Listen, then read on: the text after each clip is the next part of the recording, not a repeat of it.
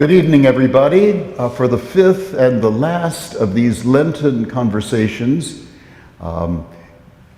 conversations with African Americans, young and old, from different walks of life and different interests. With one exception, one of these conversations was with the person who's in charge of Afghan resettlement in the Asheville area, but the others have been conversations with African Americans.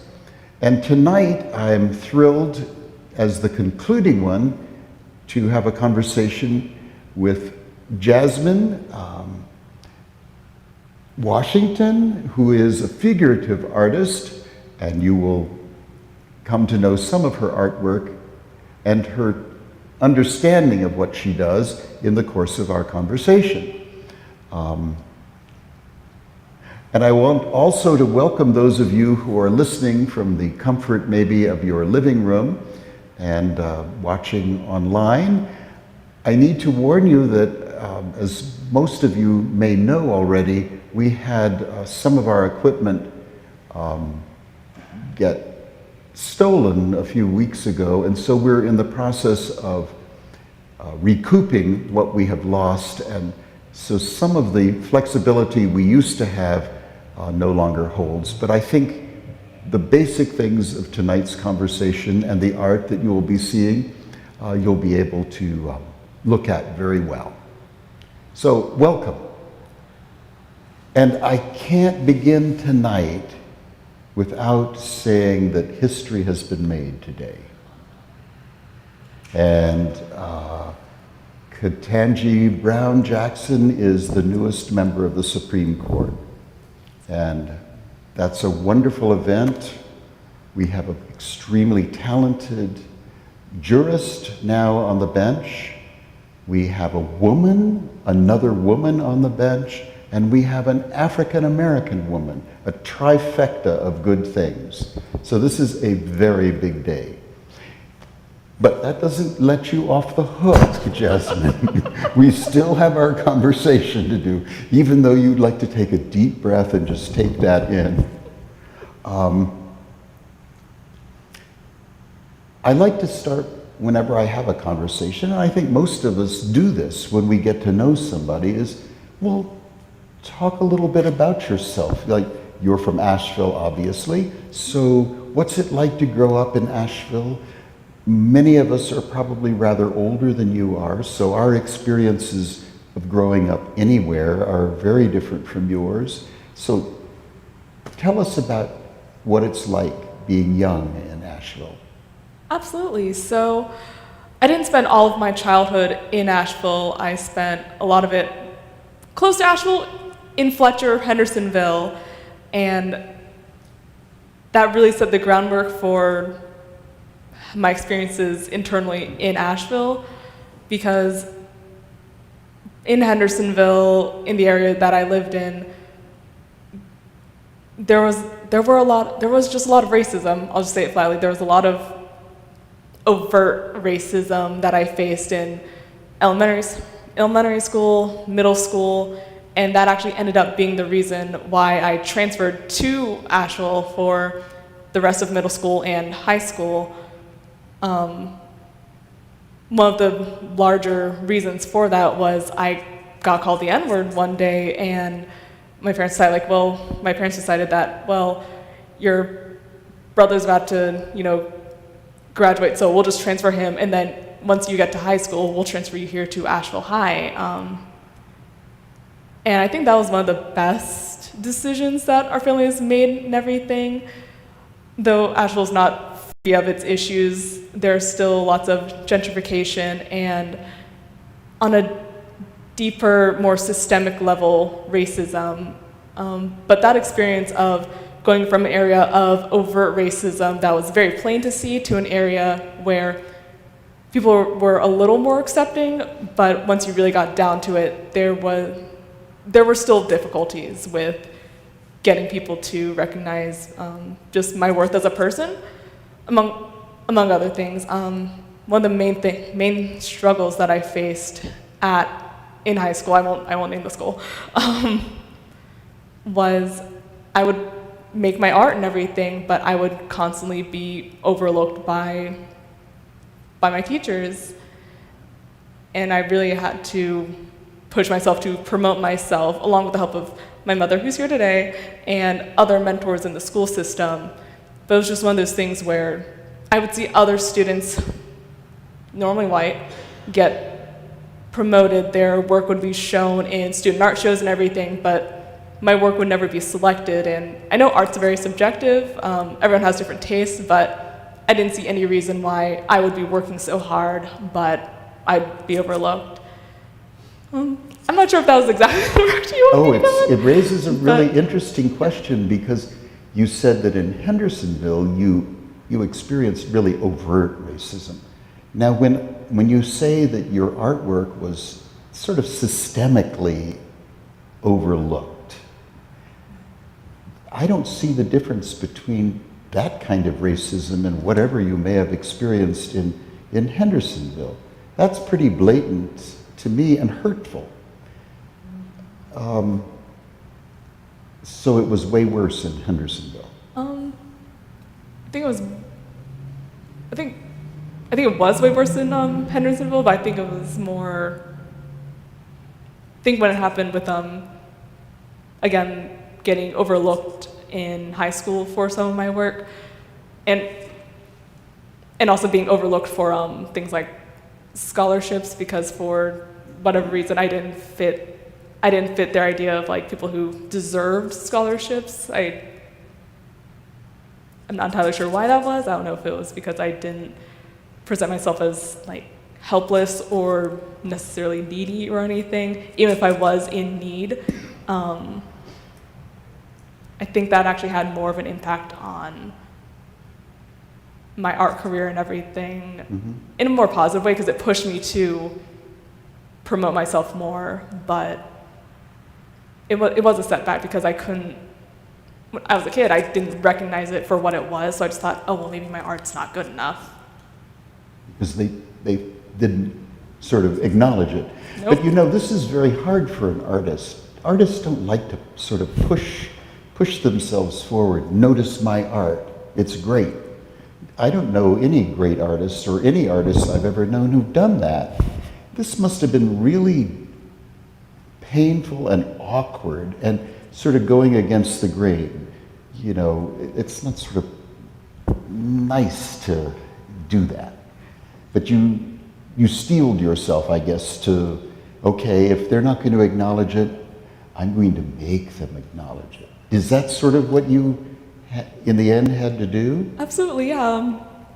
So all of that sort of happened around my junior year, but at the end of my senior year, I got into contact with the I think at the time, just the main person, I'm not entirely sure what the exact position name was, of the YMI Cultural Center. And the YMI Cultural Center is it's the Young Men's Institute / local community center of downtown Asheville, where on Eagle Street, which is where the historic Black business district is. And it was one of the first Black cultural centers, not just in Asheville, but in the United States and possibly the world. And the director of the YMI Cultural Center, Roy Harris, he mentored me my last semester of high school and helped me put on an art show and pushed me to promote my work more, to promote myself more, and even helped me put on a gallery. And throughout the years, he's been a great mentor and has helped me get to where I am today with promoting my work. You mentioned mentor, and in all of the conversations that I've had with African Americans in Asheville, and I suspect if I had them with African Americans in Washington, D.C. or anywhere, the role of the mentor, the adult person who sees the value and the quality of what you're doing, advocates for you. And without that, it's really, really hard, because you need the adult person who has the contacts and all of that. But the role of the mentor, I've heard this over and over. And I wonder, I'm beginning to think this is a vital part of African American culture, let's say in Asheville, not to go any farther than that.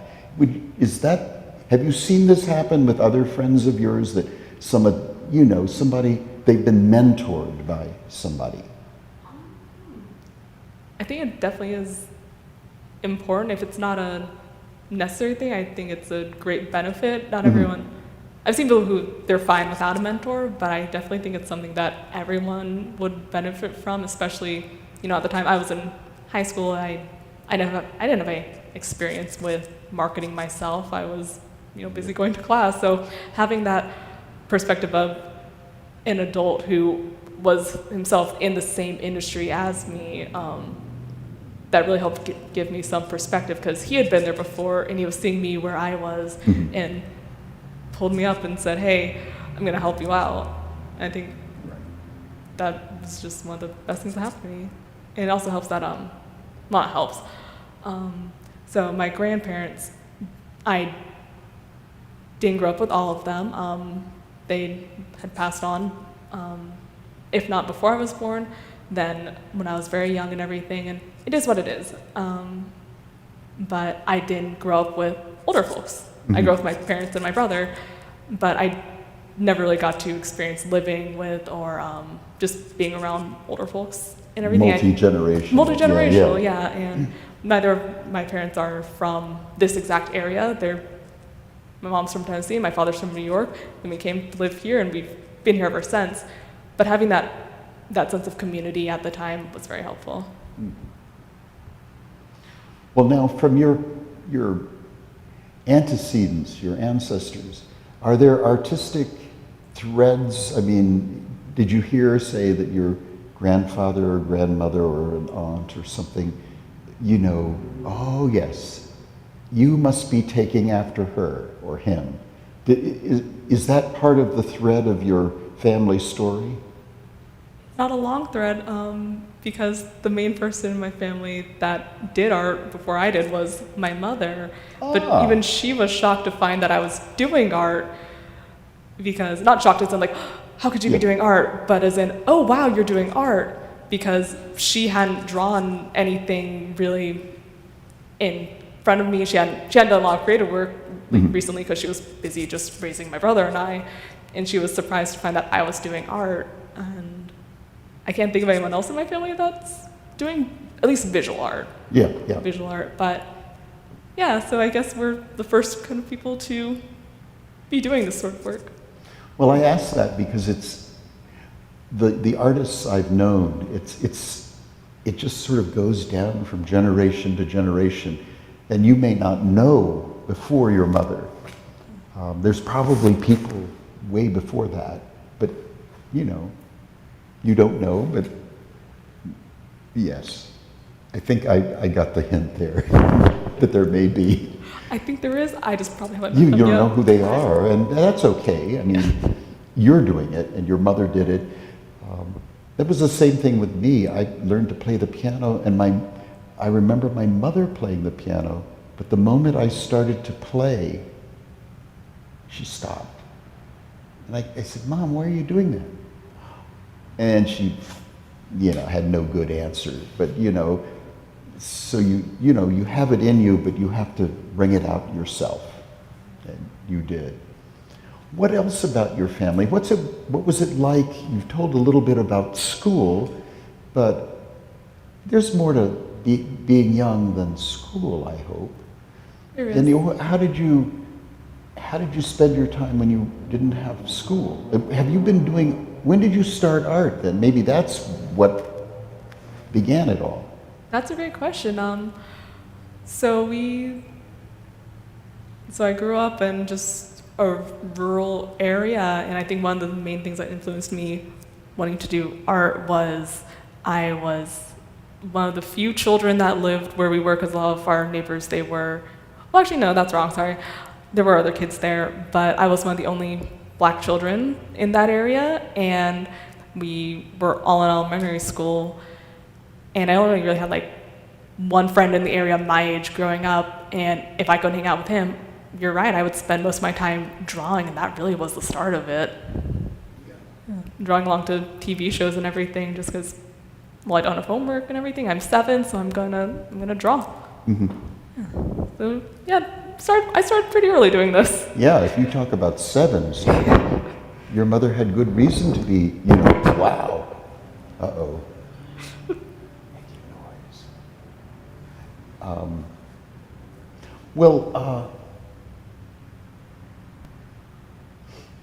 I guess we could turn to the art side, unless there are other aspects of your growing up that you think it would be interesting to share with us. For instance, last week the couple talked about, this is during segregation, but they would go upstairs to the upstairs to watch the movie, and then a twinkle came in their eyes. I said, "What's that twinkle about?" "Well, it's amazing what falls off the ledge upstairs in the movie theater down on those people below." So, there are all kinds of stories about what it's like to be young. And are there other stories about, how you had fun being young?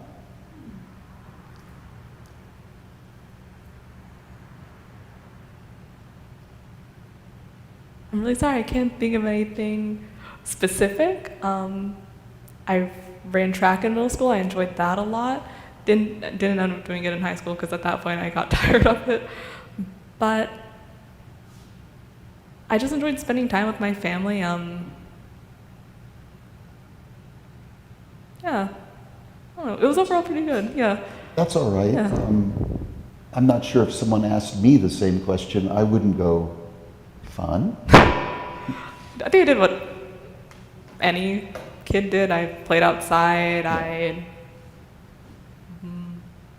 played with my pets. I played with my friends. Pets? What kind of pets? Yeah. I used to have a dog. She's passed on now. It's all fine. She was already older and everything, and I had a fish at one point and a hamster. I went through all the kids' pets. But yeah, so I also have a big love for animals. I hope you had greater success in bonding with your hamster than I did. Oh, I tried. I have a cat now and she's doing great. Well, turning now to art, there are these paintings that are here, and you started drawing at a very early age. What were you looking at that helped you get influence to draw? I mean, what were you seeing? I've seen cartoons, Disney movies, live action movies, shows on just any really show on television, and I was also coming up with my own stories and being influenced by books I read. And I really didn't start getting serious about art. I always thought that, at least I think that every kid, you're just always kind of doodling, doing your own thing.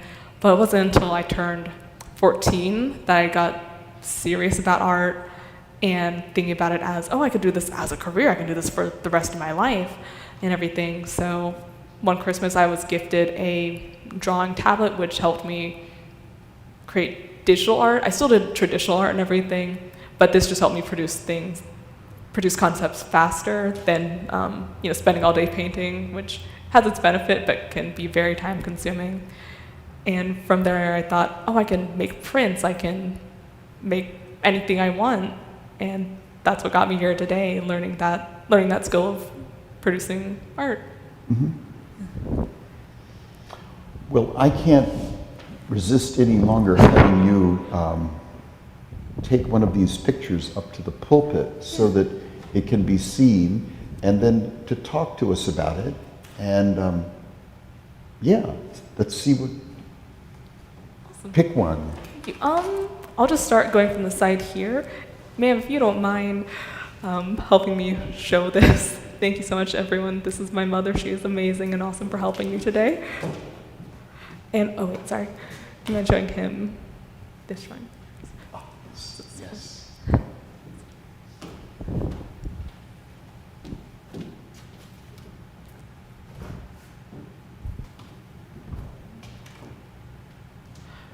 So, can everyone see that?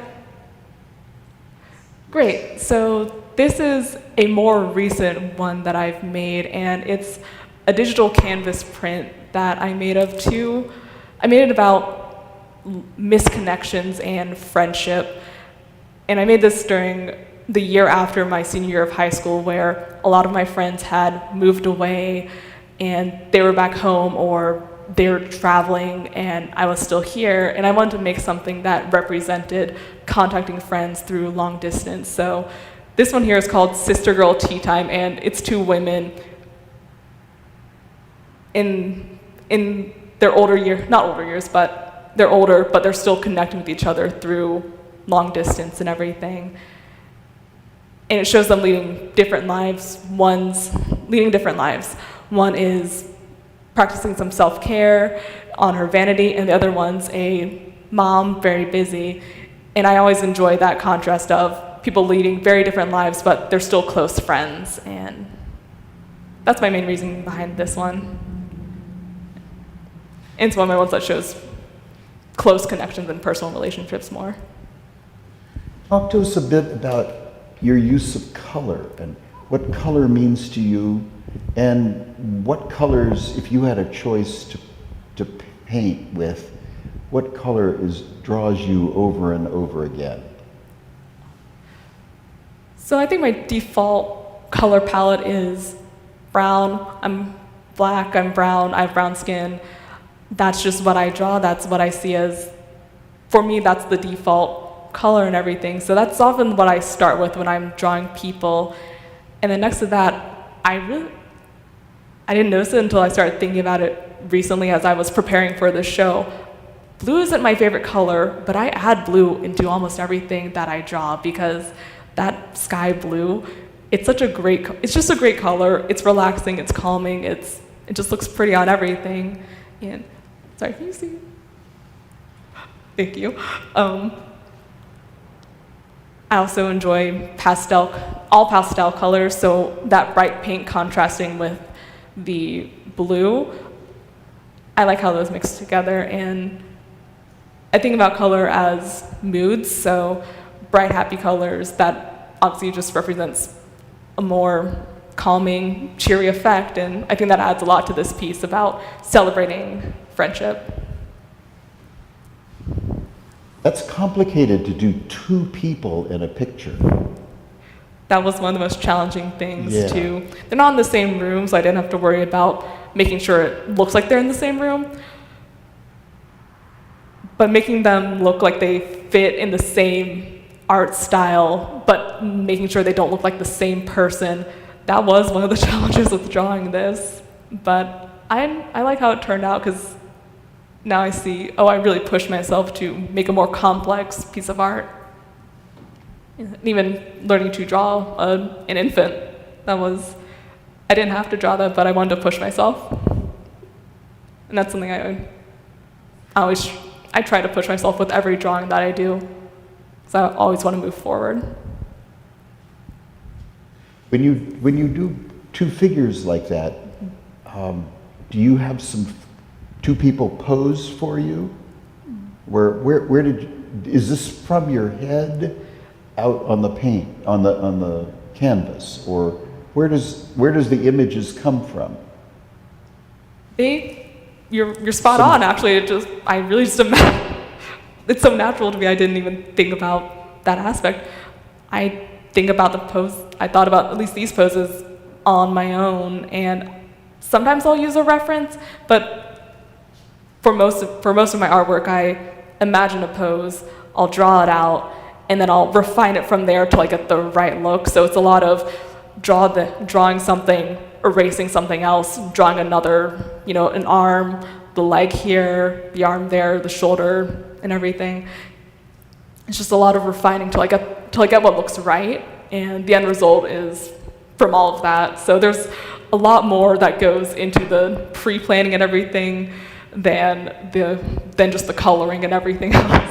And I wish there was a way to show all of the layers of sketching, drawing, planning, photo references, because this does not show everything that goes into it. I think that's the fun part of art. You don't see everything that it takes to get here. How many sketches did you do before you put paint to the canvas? I mean, are you one who works that way? You do paper sketches and then you go, yeah, and then do another one and go, yeah, and then eventually it starts to coalesce and you've got your idea. How does it work for you? So a lot of these I did, I just think most of the ones I have here, all the ones I have here today, they're technically digital prints. I still draw everything out, but the lines and everything, they show up on a computer screen instead of a sketchbook. But I do think if I were to print everything out that I did for these, it would probably be at least 10 pre-sketches to get the right look to everything. And then from there, I'll print them onto a canvas and everything. So there's no real paint on there, but there's still the work behind it and the digital aspect. It just gives it's a much faster way to do it, but it also lets me explore more things like brighter colors, different compositions. It allows me to work faster, but still working the same amount. And in some aspects, for myself at least, I think digital art is a lot more difficult because for me, when I'm drawing on paper, it's easy to just move on and accept things for what it is. But with these works, I really push for that perfectionism because I want to print them. I want to put them up in my room and show them to people. I noticed there are two more pictures, and would you like to talk about them in turn? Actually, I think I'm going to do this one because I like the story behind this one more. Thank you. I have to say there's a wonderful, in that picture of the two people, there's a wonderful optimism and hopefulness and, things are well with those two figures. Am I experiencing that painting in the right way? Absolutely. I painted this when I was in a really good mood. And I draw everything when I'm in a good mood, but again, yeah, this was about celebrating, maintaining friendships over time and over long distances, and especially now with the coronavirus, I think it's more important than ever to keep in contact with people who don't immediately live near you. And this was made before where we are now, but looking back on it, I'm glad I painted it when I did because I wouldn't have this to reflect on. So this painting was done before COVID and the loss of your friends going every which way. But in a way, it's a kind of nostalgia almost. Looking, given the 2 years where we haven't seen anybody, here those two people are able to be together like, oh, would we could be together again. And so it must have had a nice resonance for you as COVID took over and you weren't going to have people in your life you could be with in that kind of close way. Yeah. It's also just like a great reminder of, oh, I should call this friend I haven't called in a while. And the ability to connect to people, friends, family across the world is something I think a lot of people take for granted. And I think it should be celebrated because there was a time where you had to that didn't just have it available, you had to send a letter in a horse and buggy to contact someone that lived in a different state. So I think that's one of the ways that technology has kept us connected as humans. Well, before your mother's arms completely get exhausted, talk to us about that painting. Yes. Yeah, so this was something I made early on when I was figuring out what I wanted to do with art. And are you okay? Okay. So I made this, and I'm not sure how well people can see and everything, but it's a young black girl. She has pigtails, and she has vitiligo, and that's a skin condition that's very common throughout the world, but it's more noticeable in people with darker skin. And I didn't see a whole lot of art that showed that specific skin condition. Excuse. Oh. There we are. All right, we're good. I didn't see a whole lot of art celebrating this skin condition. I had friends, I personally don't have vitiligo, but I had lots of friends who did, and I would see them get teased and bullied in school and get called all sorts of horrible things for the way their skin just naturally came. And it influenced me to make artwork that celebrated those skin differences, even within the African American community.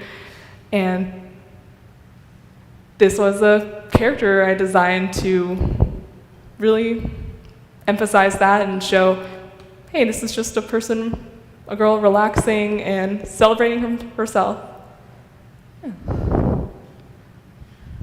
I like very much, I mean, the precision and you had absolutely no doubt as to where that figure would be placed on the canvas.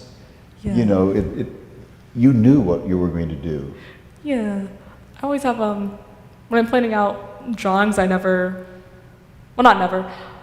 a general idea of what I want the character to look like, and then as I keep going, maybe they'll change in some ways, maybe they'll change in height, skin tone a little bit.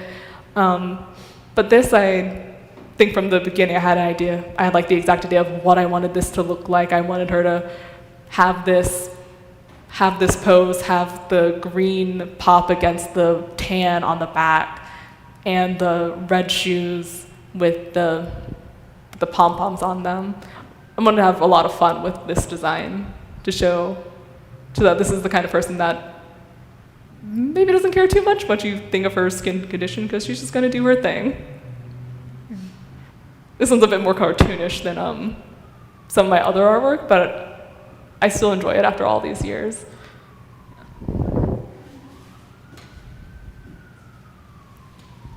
And Can you take it down? Oh. I think now we're going to switch over to another one. Here.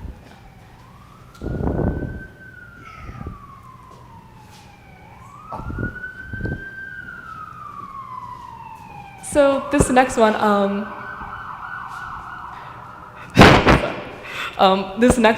it's again one of my more fun and relaxed pieces where it's showing a woman just enjoying herself at the beach. And along the same lines with vitiligo, I haven't seen a lot of artwork of fat black women and shown in positive ways especially. And I wanted to show that as a positive thing of a woman just enjoying herself, again, not bothered, enjoying her day at the beach. And that's really one of the main things I want to do with my art, is to just normalize artwork of people who aren't seen as normal or acceptable, because there are certain things that we just like don't accept as acceptable or normal or should be celebrated. And what I want to do with my art is show people that are just like everyone else, normal, going about their day, but aren't always celebrated or recognized as being human. And that was one of my main goals with this, just showing a happy woman enjoying herself on the beach. And other thing I do want to touch on here is color. This was one where I not struggled, but I experimented a lot with how I was going to make everything look vibrant without washing itself out or being too busy.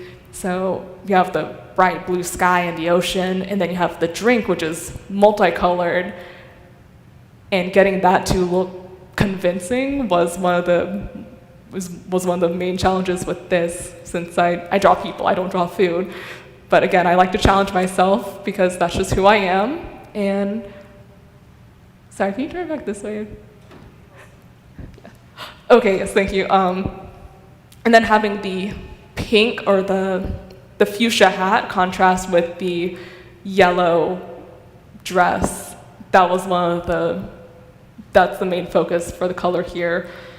And to me, yellow and yellow and blue, they're the most vibrant natural colors because of the sun and the sky, and showing that not only is the sun radiating behind her, but she herself is radiating. I wonder if you've ever seen any paintings by a guy named Alex Katz, because he does paintings where, you know, there's not a lot of shade, you know, this is like the sun is right on her. Yeah. And it's really, really effective to have that kind of picture where what you see is there. It's not sort of disguised by shadow and darkness and all. And again, it creates this enormously hopeful, optimistic, happy feel to it. That must be deep down in you, or you couldn't do it. I think overall I'm an optimist. I'll be honest, not all of my work is positive and happy. I did have a drawing a print like one of these that featured someone, it wasn't graphic or anything, but it featured someone being, a black person being caught in police headlights, and they had antlers on, and not antlers on, but there were antlers on them as a symbol of being like a deer in headlights in the face of injustice, and that was the main message of, you know, being a deer in headlights at the face of injustice. And I forgot to bring it, unfortunately, but that was one of my more, I don't want to say political, profound, thank you. My more profound and direct pieces of art, my more social commentary art. But overall, I do think I am an optimist, even when I am thinking about the less fortunate sides of being an African American. I think a little positivity goes a long way. How do your contemporaries respond to your art? I know a couple of African Americans, perhaps your age, I will not ask you, but you know, for them, there is a huge burning rage. Nothing in the news doesn't just, and this picture you did of the African American in the lights, that would give them, they would respond to that big time. How do people you know respond to your art that is very optimistic? Do they share that with you? I think overall they do. For me personally, I don't enjoy putting a lot of those thoughts, even when I have them, because I do, I'll be honest. I just tend to not put that in a lot of my artwork. Mm-hmm. When I think of myself as an activist, I do think art can be helpful for activism. I myself have worked on the Black Lives Matter mural and a diversity mural for a teacher of mine. So I do make artwork like that, but when I think of myself and activism, I don't want to make art solely for that purpose. I would rather do other things. I would rather volunteer my time. I'd rather help people out in other ways. For me, art is about sharing my designs, my worldview, the pretty and the ugly side. It's not my primary method of getting my messages out there. If I ever get to that point, I will, but as it stands now, again, I just enjoy normalizing artwork that features Black people. So, I'm not entirely sure what they would think. I'll show my artwork to my friends and they seem to like it, but I'm not entirely sure how their artists would feel about it. It's not for everyone, which is fine. And I think you make a very important distinction in the role of making art. There is the art that comes sort of organically out of you, which these pictures are, and then there's the art that is making a statement. Like perhaps the one of the African American with the lights on him. And the other ones, you know, if something got you really angry, that might be a different kind of, coming from a different place in you than this aspect of your art. Yeah. And I think that's important for people, you know, in looking at an artist to realize art comes from different places. And, you know, you're really making art out of the love of it, not because you feel you have to, you know, make a statement or... Yeah. For me, art is mostly fun for me. I never wanted to be something I have to do. And I do admire people who can create and make art when they're angry and frustrated. I'm not one of those people. I have to be in at least a calm mood to make my art. And I have seen people make art that is an expression of their anger and frustration. And I enjoy consuming it. It's just not the kind of artwork I make. Though I still think it's valuable because art shouldn't just represent the positive emotions. You've shown us figurative art, canvases and such. Have you tried other media like sculpture or pottery or, you know, creating in different media and to see whether different aspects of you start to surprisingly emerge? Has that happened yet? It has. Actually, before we get there, there is another drawing I would like to show. Real fast. You're totally fine.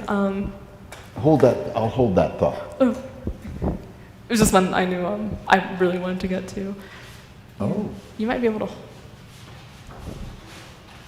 Would you like some help with that? Oh, wonderful.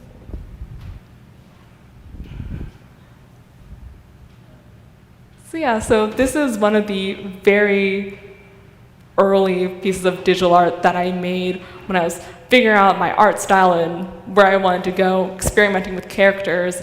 And this idea came into my mind about how my mother herself, she has freckles, and when I was drawing this, I was thinking, it would be really just cool to have freckles, and you probably can't see it from the distance and everything, but the character on there, she has some freckles and everything, because it was just a very fun concept that I wanted to flesh out. And I also had this idea of, well, what if I gave her this massive afro? You know, I love my natural hair. The natural hair movement was really big at the time. But what if I gave her this massive afro, but like, then she's just kind of like, she herself, like her head and body, she's just kind of shyly over in the bottom part of it. And I think it's this just fun contrast between such a loud, exciting, fun hairstyle, and it's put on someone that's maybe a little calmer. And I mainly based it off of myself at the time. I'm not insecure about my natural hair, but I also wanted to show that, you know, maybe not everyone's at a point where they're super elated about their natural hair, but you know what, they're going to truck through and be who they are, regardless of if they're super confident with it or not. You know, they still deserve to be represented. We're not all confident, and that's okay, and that's something that I wanted to show with this. Most of my characters that I draw, they're very loud and confident, but I think showing someone maybe a little more meek and shy, I think that's just a fun concept to play with too. Yeah.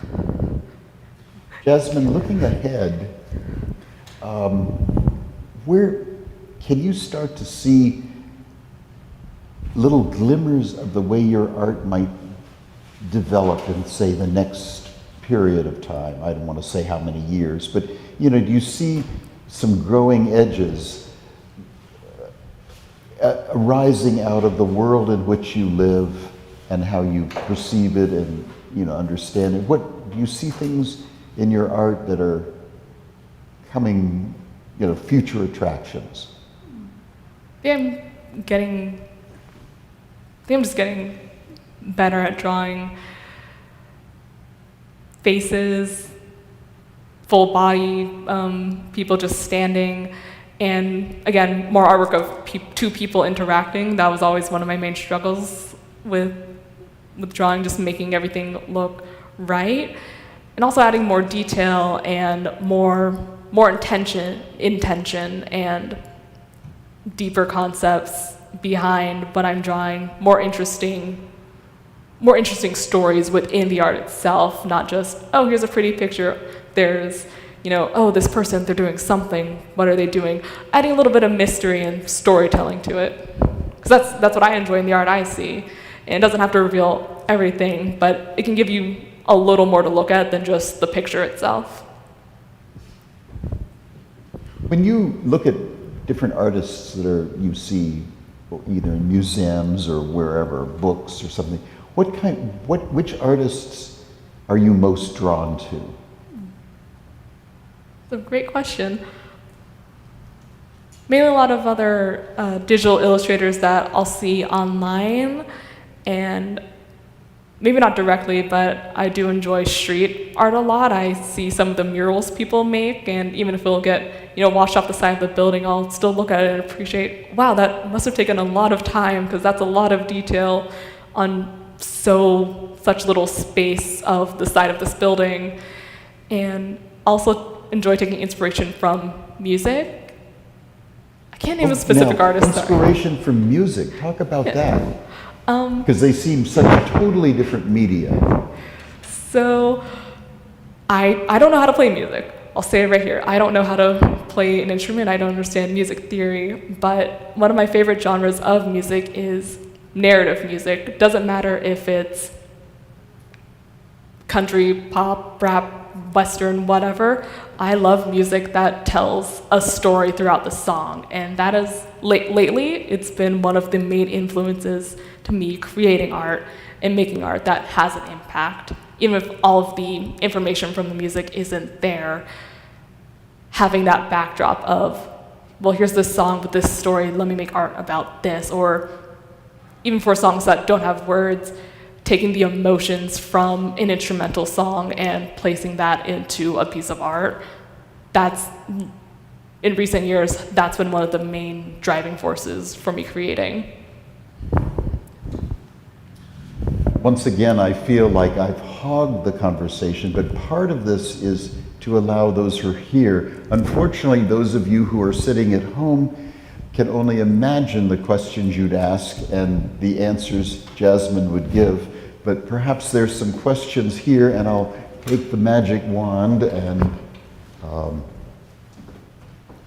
you okay? You can go back, yeah. Take your time.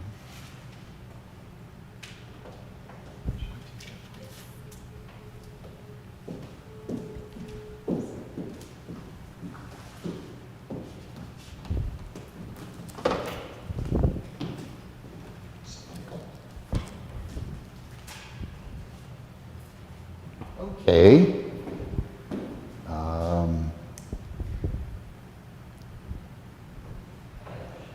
Yes, Will. I give this to you, don't I? Yes. Hey, thank you for being here tonight. I love your art. Thank you. I'm curious what you think about Asheville and the art scene here, and about what you feel whenever you see, whenever you walk into some of the art shops in Asheville. Comparing, contrasting your work with theirs, what does that bring up in you? And also, how do you feel about graffiti art in our city, which seems to have really exploded here in the past, 2 or 3 years, more so? Yeah. Well, I'll try to kind of answer that in one, because there is, when I think about art in Asheville now, I think mainly of the Asheville Art Museum and of the local art shops, which, not that it's bad, but they show a very refined version of art and a much more, I'll say, mature and professional version of art, which I think it's valuable. It shows a lot of skill, but I don't think it always shows a lot of passion, which is where I do appreciate not do some of the graffiti art that I see. It feels much more visceral and earnest. And I think both have their place, but I think it would be nice to see more, maybe not graffiti art, but more art that makes people uncomfortable, more art that's a little strange and out there. And I feel like we're actually kind of missing some of that, at least in central downtown. It feels much more sanitized than it has been when I would come into Asheville at, I want to say 8 or 10, and I'd see, the Bell Share festival and everything. And I'd see people doing all this street art and all these different creative things that were a lot more. You would see more of the back end process and not just the pretty art that you would see up front. Yeah. I hope that answers your question. Thanks. Thanks, Jazz. No.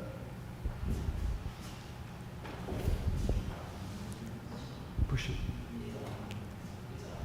It's on. First of all, Jasmine, thank you for being here.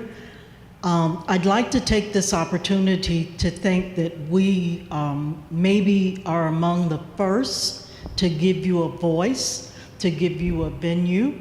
Always know that you're welcome here. Thank you. The other thing, this is a personal question. How old are you? I'm 23. 23, and I asked that to remind you of the stories that we heard Jasmine tell of when she lived in surrounding counties. It wasn't that long ago. And keeping that in mind, look at what we produced. First of all, I'd like to say thank you as an African American woman for humanizing me in your artwork. I am sure there are many things that could be on the canvas, but thank you for the spirit of saying, here we are, this is what we do. See us in all of our glory. So again, thank you. Thank you.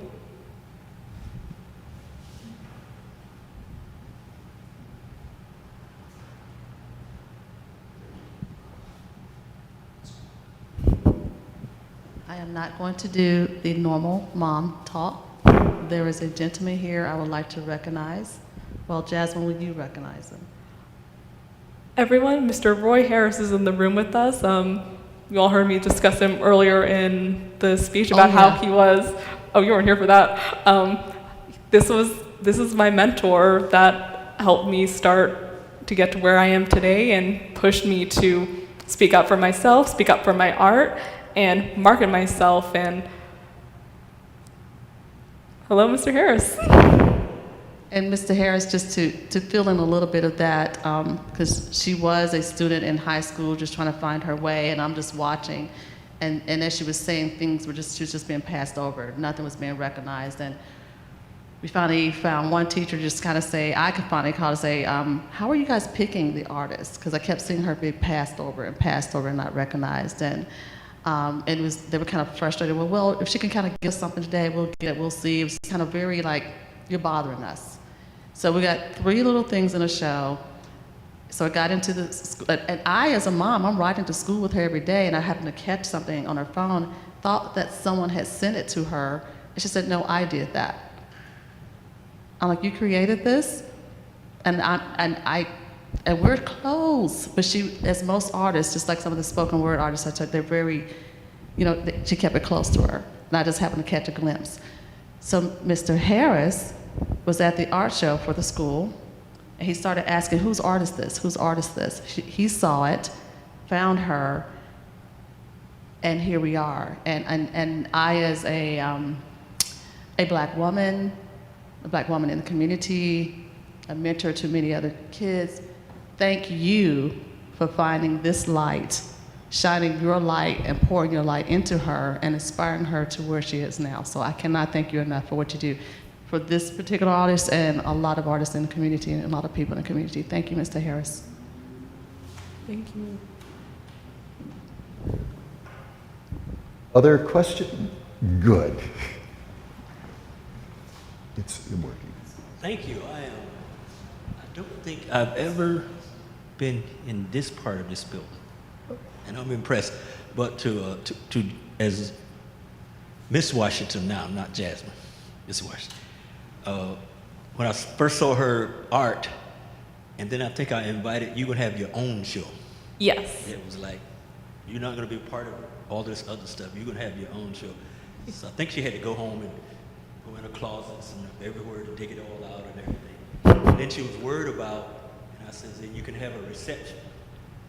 Well, I had seen the mother and father, so I knew that this reception was gonna be no problem. She was worried about, what do you do at a reception? I can't afford a reception. I'm like, and so the day of the reception, I'm like, there's 2 trays of shrimp here. And I'm like, okay. But I saw that light in her at that point. And then when she sent me a text earlier this evening, I'm like, okay.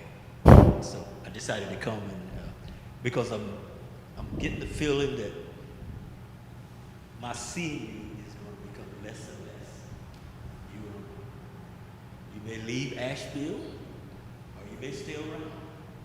And you will graduate, I think, in a couple of weeks. In May, on the Oh. 7th, graduating with a BA in art from UNC Asheville. Oh, great. I do have a concern. And the concern is that you and your mother have been one team ever since I've known you. So as you graduate and walk across the stage and everything, I'm worried about this. What is the mother going to do now? What are you going to do? Right. So part of it is that, to see this team, but then I realized this team is going to be together because I meet so many young ladies that have issues with their mothers. And I'm like, okay, well, a lot of young ladies have issues with their mother, and for all kinds of reasons and everything. So this team is uptight. Thank you for inviting me here. Thank you for accepting me. And when I came in, I did something that I normally do. I look at some people in the audience and I sort of stare and see how they're going to react to me. Because I'm on a tour leading up to my birthday, and that tour was called To Boldly Go Where No Brother Has Gone Before. I think I'm here. and part of it is just to expand my repertoire is where I go and what I do and not be afraid to go in any place. And so to be in this facility and to recognize that you recognize Jasmine, that you were able to bring her here and let her. Because believe it or not, when I first met Jasmine, she said, how you doing, Miss Harris? I'm like, she wouldn't even speak up. You could barely had to get close to her to hear her. And then when I saw Friday night over at the BIPOC artist show, I'm like, she's dropping the mic. She was, and then she really surprised me when she looked at one of her fellow artists and she told her, bring the mic to me. And I'm like, wow, that's all college. Thank you again, Jasmine, for not only staying the course, but to college is tough now. There's so many things that can deter you away from finishing your degree and everything. But it makes me happy now that 50 years ago, I was where you were at. Wouldn't speak up, wouldn't say anything, and now I am in All Souls, the city of Asheville, and today I had an audience with some people from the Racial Justice Coalition, and they wanted to tell me their stories. I said, it's my time to tell my stories. And so I basically said, here's the story. You take them wherever you want to take them at and everything. So thank you for inviting Jasmine and her family and my sister in crime. We go way back.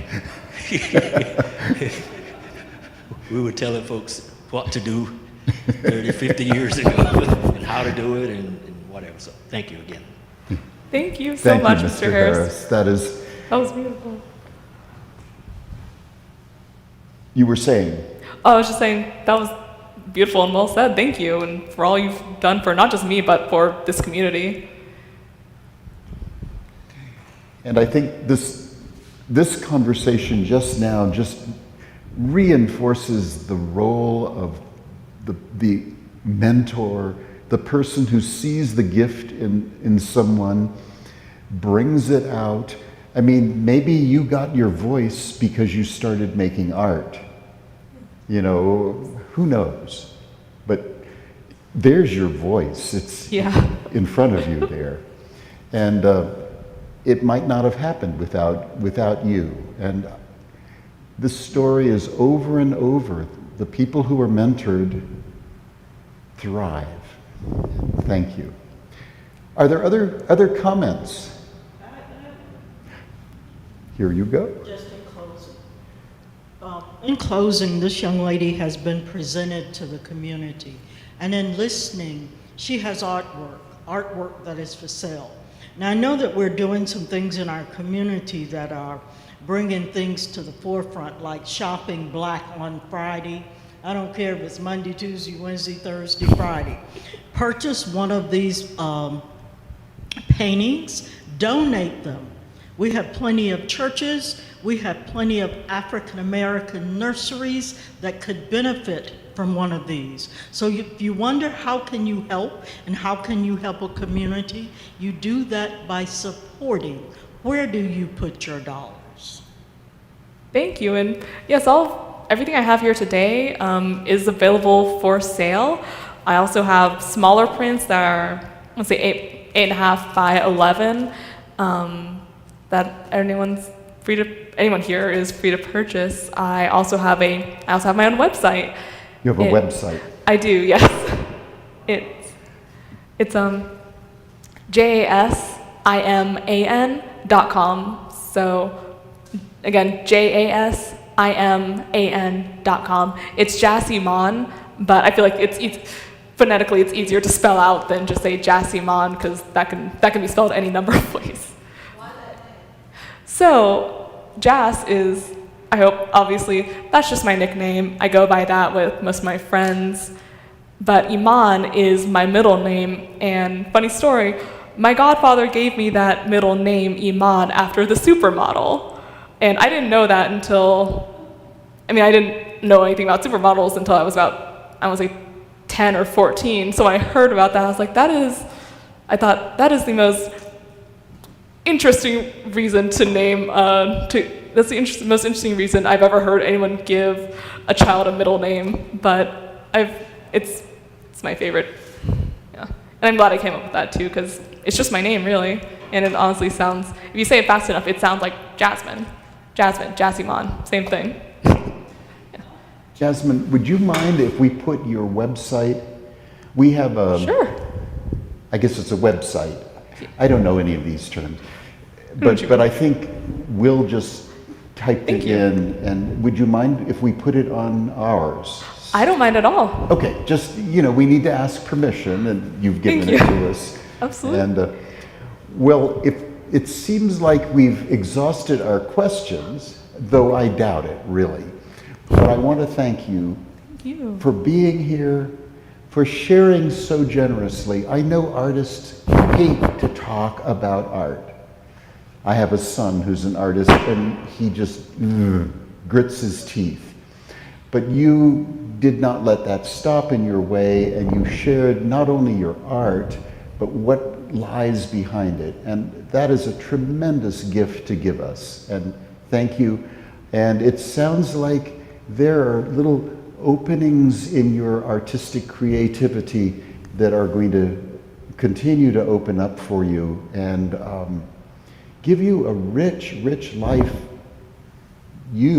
but also share it with others. And maybe you'll discover when you visit someone in their home, oh my gosh, there's one of my paintings. Oh, so, wow, that's a possibility. Yes, yes.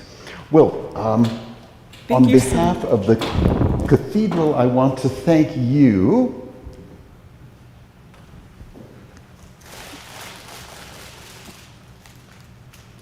I don't know really, but I wanted to say thank you for for coming, and I hope they last a while. There's no Jasmine in it, sorry. Thank you But so it would have made it look much lovelier to have the jasmine draping over the side.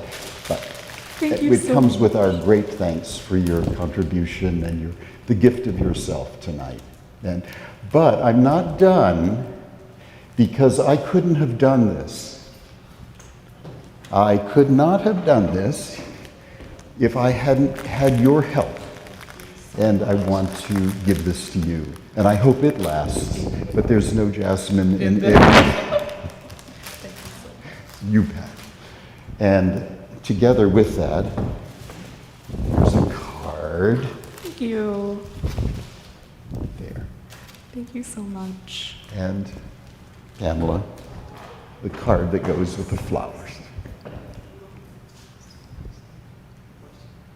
Yeah. Thanks to everybody for listening, for coming tonight. This is the end of the series of conversations I've been having over the past 5 weeks with African Americans in Asheville, getting to listen to voices, getting to listen to what people want to share and can share, and the incredibly deep richness of this. And I thank you for being part of this, and all the others for having contributed their conversations, and all of you here listening, and those elsewhere in some kind of cyber world listening tonight. Thank you for doing that and for being part of this. So good night, everybody, and thanks for being a part of it.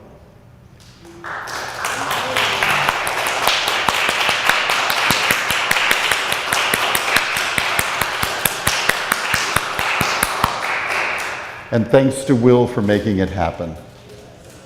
No. I really love this picture. You know, the shared emotions between the two of them, the baby, that's a complicated picture.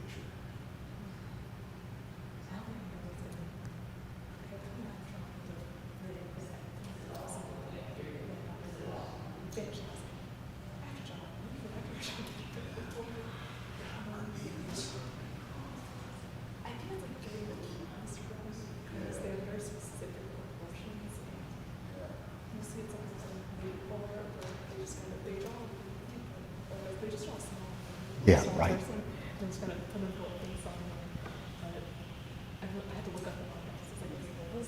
What does the baby